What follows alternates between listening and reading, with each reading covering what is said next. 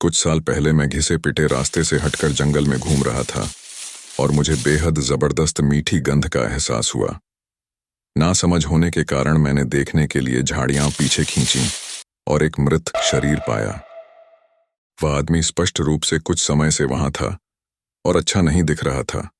पूरा सूझा हुआ और हरे तथा काले रंग का था और उसके कई टुकड़े बह रहे थे। स्थानीय वन्य जीव भी कुछ दिनों से अच्छा भोजन कर रहे थे। मैंने पुलिस को फोन किया, जिसने मुझे शव के साथ उनके आने तक इंतजार करने को कहा। बीच में होने के कारण उन्हें आने में थोड़ा समय लगा और अंधेरा हो गया और मैं काफी देर तक उनके साथ अंधेरे में ही बैठा रहा। पता चला कि उसने आत्महत्या कर ली है। उसके बाद काफी समय तक मुझे उसके बारे में सपने आते रहे और वह मुझसे अच्छी बातें नहीं, बल्कि मुख्यतः यह कि वह किस प्रकार क्रोधित था कि मैंने उसके विश्राम स्थल में विघ्न डाला था और वह चाहता था कि मैं आत्महत्या कर लूं। शायद यह सिर्फ मेरी कल्पना है, लेकिन उस समय यह सब बहुत परेशान करने वाला था। वह अब भी समय समय पर मेरे सपनों में आता है और इसमें कोई शक नहीं कि इसे टाइप करने के बाद आज रात भी वह आएगा।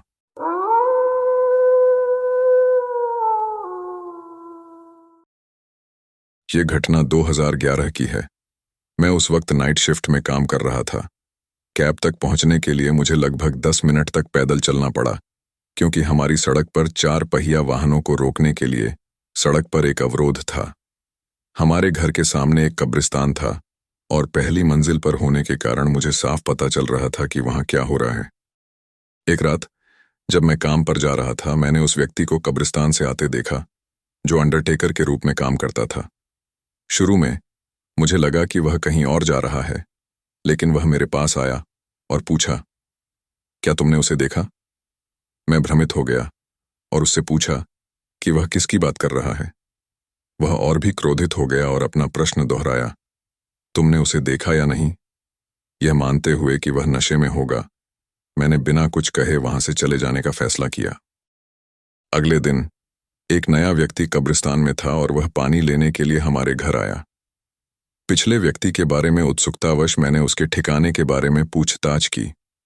मुझे आश्चर्य हुआ जब उसने मुझे बताया कि उस आदमी की 2 दिन पहले एक कार दुर्घटना में मृत्यु हो गई थी और उसका दाह संस्कार 1 दिन पहले ही हुआ था। मैं एक पल के लिए स्तब्ध रह गया, सोच रहा था कि मैंने उसे पिछली रात कैसे देखा था जब 2 दिन पहले उसकी मृत्यु हो गई थी। इस अनुभव ने मुझे भयभीत कर दिया और कुछ महीनों के बाद हमने उस जगह से हटने का फैसला किया। उस भयानक मुठभेड़ की याद आज भी मेरे मन में बसी हुई है।